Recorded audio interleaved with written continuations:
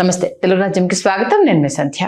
ఏపీలో అంటే ఇంకొక రెండు నెలల కాలం గడిస్తే 2 సంవత్సరాలు పూర్తి కావడానికి వస్తుంది. ఈ నేపథ్యంలో మంత్రివర్గ విస్తరణలో మార్పులు చేర్పులతో పాటు రాజ్యసభ పోస్టులు ఇంకా పెండింగ్లోనే ఉన్నాయి.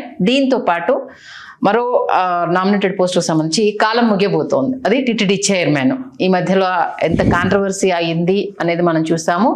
ఈవెన్ బిఆర్ నాయుడు గారు ప్రోటోకాల్ ప్రకారం పాల్గొనవలసిన కొన్ని మీటింగ్స్ కావచ్చు, కార్యక్రమాల్లో కావచ్చు, ఎక్కడ కనిపించట్లేదు. ఎందుకని సైలెంట్ చేశారా? మొన్న అధినేత మనవడు దేవాంశ్ బర్త్డే రోజు కూడా ఆయన ఎక్కడ కనిపించలేదు. ఆయన లేకుండానే పాలక మండలి సమావేశం కూడా జరిగింది. ఈ నేపథ్యంలో ఎలాగో ఇంకో 2 నెలల్లో పదవి కాలం ముగిసిపోతుంది కాబట్టి సైలెంట్గా ఉంటే బెటర్ అని ఆయన ఏమన్నా అలా కూర్చోబెట్టారని తెలియదు.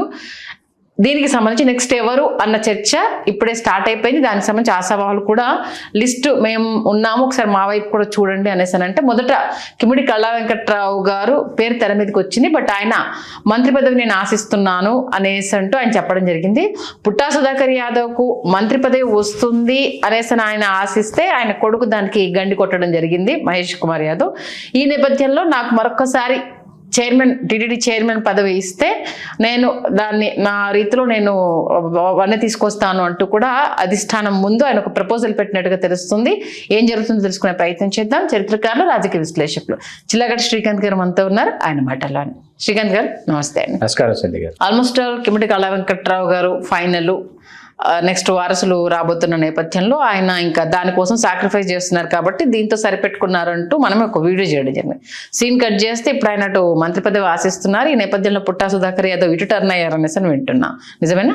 ఖచ్చితంగా ఇక్కడ కిమిడి కళా వెంకట్రావు గారు మంత్రి పదవిని ఆశిస్తున్నారు అన్నది ఎంత వాస్తవమో, లేదు టీటీడీ చైర్మన్గా పంపిద్దాము అని అనుకుంటున్నది అంతే వాస్తవం. ఓకే, అధిష్టానం. ఎందుకు అంటే అక్కడ కొండపల్లి శ్రీనివాస్ గారిని తప్పిస్తే ఉమ్మడి విజయనగరం జిల్లా నుంచి వాళ్ళు జనసేనకు చెందిన లోకం మాధవి గారికి, నెల్లిమర్ల నియోజకవర్గ శాసనసభ్యురాలు, వారికి అంటే బ్రాహ్మణ సామాజిక వర్గం, భర్త కాపు సామాజిక వర్గం ప్రసాద్ గారు ఇద్దాం అనుకునేటటువంటి ఒక సమీకరణ తెర మీదకి వచ్చింది. అయితే కిమిడి కళా వెంకట్రావు గారు వారు కూడా ఏంటంటే వచ్చే ఎన్నికల్లో 29 ఎన్నికల నాటికి నిష్క్రమించి వైదొలిగి రాజకీయాల నుంచి, క్రియాశీలక రాజకీయాల నుంచి తన కుమారుడు రామ్మల్లిక్ నాయుడు గారిని ఆయన బరిలోకి తీసుకురావాలని ఆయన యోచిస్తున్న మాట వాస్తవం. కాబట్టి మరొక మారు నాకు మంత్రి పదవి ఇవ్వండి, టీటీడీ చైర్మన్ 2 పర్యాయాలు చేశాను కాబట్టి నాకు మంత్రి పదవి కావాలని ఆయన గతంలో హోంశాఖ మంత్రులుగా చేశారు, 2 సార్లు రాజ్యసభ సభ్యునిగా చేశారు. సాక్షాత్తు ఎన్టీ రామారావు గారు, చంద్రబాబు నాయుడు గారి తర్వాత తెలుగుదేశం పార్టీ రాష్ట్ర అధ్యక్షులుగా ఆయన ఆంధ్రప్రదేశ్కి వ్యవహరించారు. ఇంతటి రాజకీయ నేపథ్యం ఉండటంతో మరొక మారు నాకు మంత్రి పదవి ఇస్తే నా సీనియారిటీకి, సిన్సియారిటీకి నన్ను గౌరవించినట్లు అవుతుందని వారు సున్నితంగా కోరినట్లు విశ్వసనీయ సమాచారం ఉంది. అట్లాగే ఇక్కడ మంత్రి పదవి కంటే పుట్టా సుధాకర్ యాదవ్ గారు మరొక మారు టీటీడీ చైర్మన్ కావడానికి ఎక్కువ వారు అటువైపు మొగ్గు చూపుతున్నారు. 2014 నుంచి 19 వరకు తెలుగుదేశం పార్టీ అధికారంలో ఉన్న సమయంలో ఒక విధంగా చెప్పాలంటే చంద్రబాబు నాయుడు గారు కొన్నిసార్లు చాలా అలసత్వం ప్రదర్శిస్తారు, చాలా నిర్లిప్తత, ఇవన్నీ వాటి వల్ల ఏమవుతుందంటే ఆయన వెంటనే అప్పుడు చదలవాడ కృష్ణమూర్తి గారికి ఇవ్వాలి, రాతపూర్వకంగా చదలవాడ కృష్ణమూర్తి గారు తిరుపతి మాజీ శాసనసభ్యులకి మొట్టమొదట టీటీడీ బోర్డు చైర్మన్ ఇస్తానని వారు రాసిచ్చారు.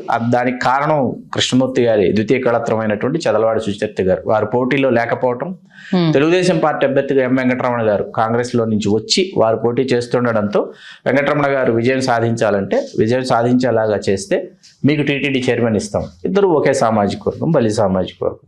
దాంతో చదలవాడ కృష్ణమూర్తి గారు వెంటనే అవ్వాలి.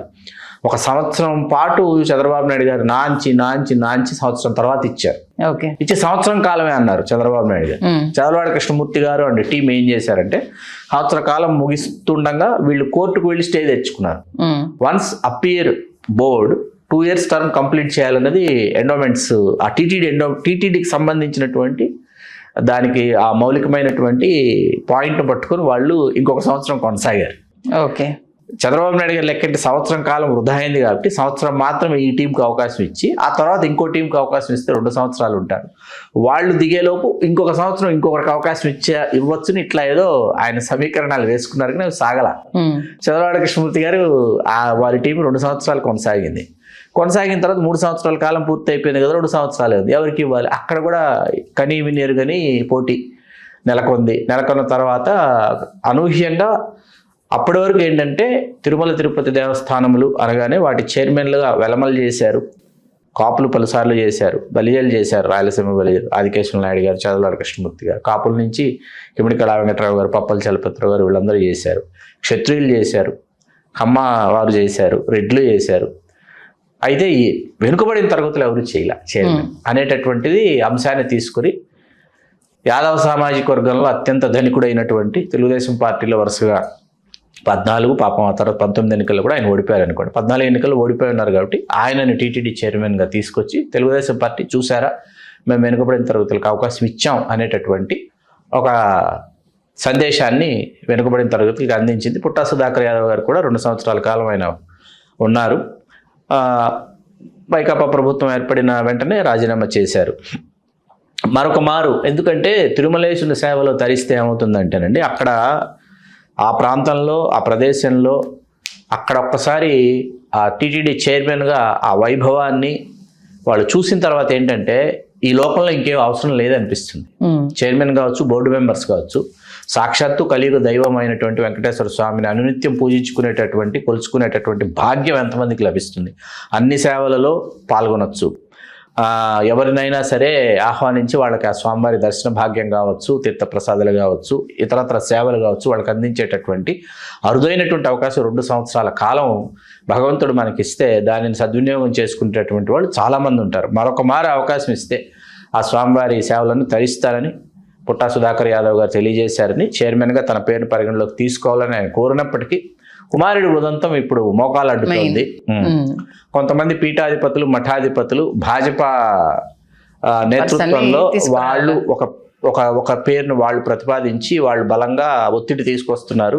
ఖచ్చితంగా ఈ వ్యక్తి చైర్మన్ కావాలి అనేటటువంటిది అదొక వైపు నుంచి జరుగుతుంది. జనసేన నుంచి కూడా చాలా ఇప్పటికే సాక్రిఫైస్ చేశాం కాబట్టి అది ఇస్తే కొంచెం మా పార్టీలో చెప్పుకోవడానికి కూడా ఉంటుంది అన్న ఒక ప్రపోజల్ కూడా వచ్చింది. అంటే ఆ మధ్య భేటీలో నాగబాబు గారి పేరు అయితే చంద్రబాబు నాయుడు గారికి, కళ్యాణ్ గారికి జరిగిన భేటీలో బిఆర్ నాయుడు గారు ఉదంతాలన్నీ అయిన తర్వాత నాగబాబు గారికి ఎమ్మెల్సీ ఇచ్చారు, రాష్ట్ర మంత్రి పదవి ఇస్తారా ఇవ్వరా అనేటటువంటి ఒక మీమాంస ఉంది. దానిని దృష్టిలో పెట్టుకొని టీటీడీ చైర్మన్ అయినా ఇవ్వమని కోరారు, లేకపోతే అటువంటి ఒక ప్రతిపాదన వచ్చింది శ్రేణుల నుంచి అనేది మనకు తెలిసినటువంటి ఒక అంశం.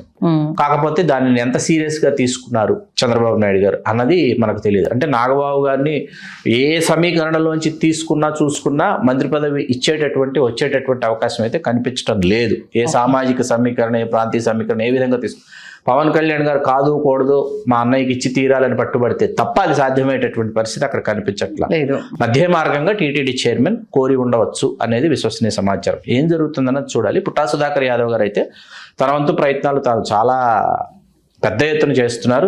అందులో భాగంగానే మొన్న తిరుపతి ఎయిర్పోర్ట్లో మొట్టమొదటిసారి పుట్ట మహేష్ యాదవ్ గారికి సంబంధించినటువంటి ఉదంతం గురించి మీడియాతో మొట్టమొదటిసారి మాట్లాడారు ఆయన. జస్ట్ బ్లడ్ శాంపిల్స్ కాకుండా యూరిన్ శాంపిల్స్ తీసుకెళ్ళి కొద్దిసేపట్లోనే ఇందులో పాజిటివ్ వచ్చిందని చెప్పారు. అది ఎట్లా సాధ్యం అవుతుంది? అవ్వదు. బ్లడ్ శాంపిల్స్ తీసుకెళ్ళిన 48 hours తర్వాత కానీ అది డ్రగ్స్ తీసుకున్నారా లేదన్న విషయం అసలు బయలుపడదు. అలా కాకుండా ఇలా తీసుకున్నారు ఎట్లా చెప్తారు? తర్వాత తను హార్ట్ పేషెంట్, గతంలో కూడా తనకి ఒక మేజర్ హార్ట్ సర్జరీ అయింది పుట్టా మహేష్ యాదవ్కి. కాబట్టి అతని పల్స్ ఏవైతే ఉన్నాయో పల్స్ రేటు ఇలా ఉండాలి, ఇలా ఉంటేనే స్టేబుల్గా ఉన్నట్టు, పల్స్ రేటు ఇలా ఉంది ఆ సమయానికి చాలా డీటెయిల్డ్గా ఆయన మీడియాతో ముచ్చటించిన విషయం మనకు తెలుసు. ఖచ్చితంగా వెనుకబడిన తరగతులకి ఇవ్వాలి అని అనుకుంటే పుట్టా సుధాకర్ యాదవ్ గారు ఈజ్ ద బెస్ట్ ఆప్షన్. కాదుకూడదు అనుకుంటే నాగబాబు గారి పరిస్థితి ఏమిటన్నది చూడాలి. లేదు అదే సామాజిక వర్గానికి చెందిన కిమిడి కళా వెంకటరావు గారిని అవకాశం వరిస్తుందో చూడాలి. పుట్టా సుధాకర్ యాదవ్ గారు అయితే ముందు వరుసలో ముందంజలో ఉన్నారు ప్రస్తుతానికి. అయితే చైర్మన్ రేస్ లో తిరుమల తిరుపతి దేవస్థానానికి సంబంధించి యాదవ్ సామాజిక వర్గం అంటే ఇప్పటికీ కూడా మొదటి తలుపు తెరిసేది యాదవుడే. అవును. కాబట్టి ఆ టీటీడీ చైర్మన్ అనేది వచ్చినప్పుడు ఖచ్చితంగా మీరు అన్నట్టు వెనుకబడిన సామాజిక వర్గం అలాగే సముచిత స్థానం దక్కినట్టుగా ఉంటుంది. రేపు ఎలక్షన్స్ లోకి వెళ్ళినప్పుడు కూడా మేము ఈ వర్గాలకు ఇలా పెద్దపీట వేసామని చెప్పుకోవడానికి కూడా ఉంటుంది. పైగా మనకి ఏంటంటే మెట్లదారిలో నుంచి మనం కిందికి వెళ్ళిన తర్వాత కూడా గొల్ల మండపం వస్తుంది. కృష్ణదేవరాయల కాలంలో ఆయన నిర్మించి ఇచ్చింది యాదవులకి.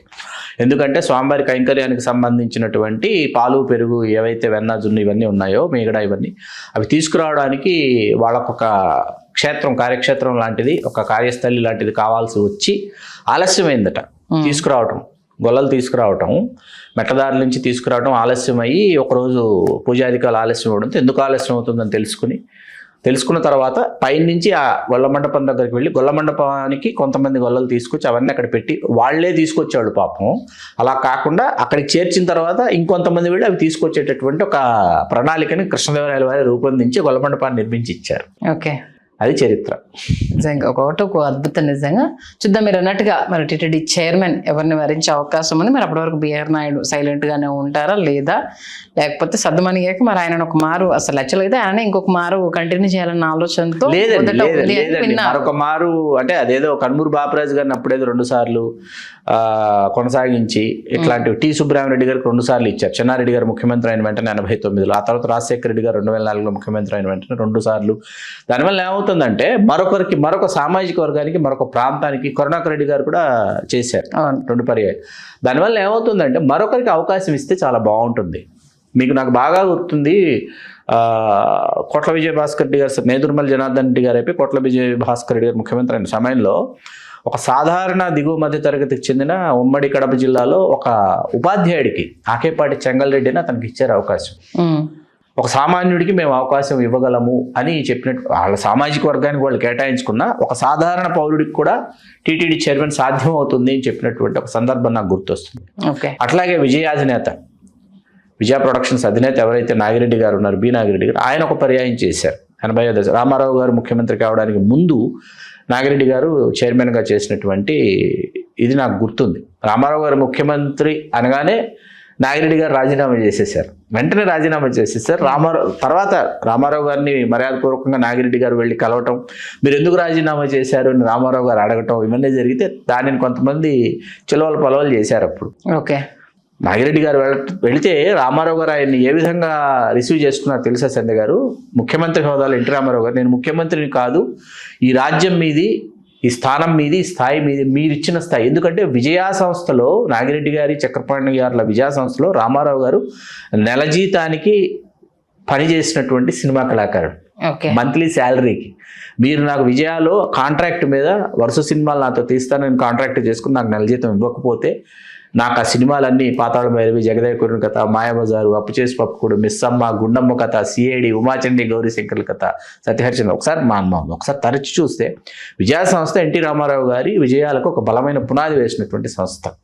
మీరు లేకపోతే నేను ఈ స్థాయికి వచ్చేవాడిని కాదంటే నాగిరెడ్డి గారి కళ్ళ వెంట ఆనంద బాష్పాలు వచ్చాయంట. వాళ్ళ అనుబంధం అట్లాంటిది. పత్రికలు ఏమన్నా రాశాయి తెలుసా? ఈయన రెడ్డి కాబట్టి కమ్మవాడు ముఖ్యమంత్రి అవగానే ఈయన కాంగ్రెస్ పార్టీ హయాంలో టీటీడీ చైర్మన్ అయ్యాడు కాబట్టి నా దగ్గర నెల జీతానికి పనిచేసినాడు, అతను ముఖ్యమంత్రి కాబట్టి నేను టీటీడీ చైర్మన్ ఏంటి రాజీనామా చేసేసాడు వెంటనే నాగిరెడ్డిని కొన్ని పత్రికలు చెలవల పొలవలుగా కథనాలు వెలువరించాయి. అలా బాధాకరమైనటువంటి అంశం. TTD is a quasi government. కాబట్టి ఏంటంటే అక్కడ ఆ స్వామి సేవలు తరించాలని ప్రతి ఒక్కరు అనుకుంటారు. భగవంతుడు అందరికీ అవకాశం ఇవ్వడు. కొంతమంది పాపం చంద్రబాబు నాయుడు గారు సామాజిక వర్గానికి చెందిన రాఘవేంద్రరావు గారు ప్రయత్నించారు, అశ్విని దత్ గారు ప్రయత్నించారు, మురళీమోహన్ గారు ప్రయత్నించలేదు పక్కన పెడితే రాయపాటి సాంబశివరావు గారు ప్రయత్నించారు. ఎన్వి రమణ గారి పేరు సుప్రీంకోర్టు ప్రధాన న్యాయమూర్తిగా చేసిన మాజీ ప్రధాన న్యాయమూర్తి ఎన్వి రమణ గారి పేరు ఒకసారి ఆయన పేరు బాగా చర్చల్లోకి వచ్చింది. ఒకసారి కాదు, 2 సార్లు కాదు. అట్లా చాలా మంది పేర్లు పరిశీలనలోకి వచ్చినా వినిపించినా ఏబిఎన్ రాధాకృష్ణ గారు కూడా ఆశించారని అంటారు. అయినప్పటికీ బిఆర్ నాయుడు గారిని వరించింది. అది లోకేష్ గారు బిఆర్ నాయుడు గారి వైపు మొగ్గు చూపారు అని అది ప్రాపకంలో ఉంది, అంతే. సరే, ఆయన ఇప్పుడు అక్కడ కూర్చుని ఇప్పుడు ఎవరు ఊహించిన విధంగా అంత క్రితంగానే, సరే ఆ తర్వాత సంగతి గురించి మనం మాట్లాడకూడదు. అంత క్రితం తిరుమలలో అంతమంది చనిపోవాలి, ఆయన హయాంలోనే చనిపోయారు. ఉత్తర ద్వార దర్శనం వైకుంఠ ఏకాదశికి తర్వాత ఆయన చేస్తున్నటువంటి వ్యాఖ్యానాలు, నేను వ్యాపారాలన్నీ వదులుకుని వచ్చేసాను, వెంటనే రాజీనామా చేసి వెళ్ళిపోవచ్చు కదా.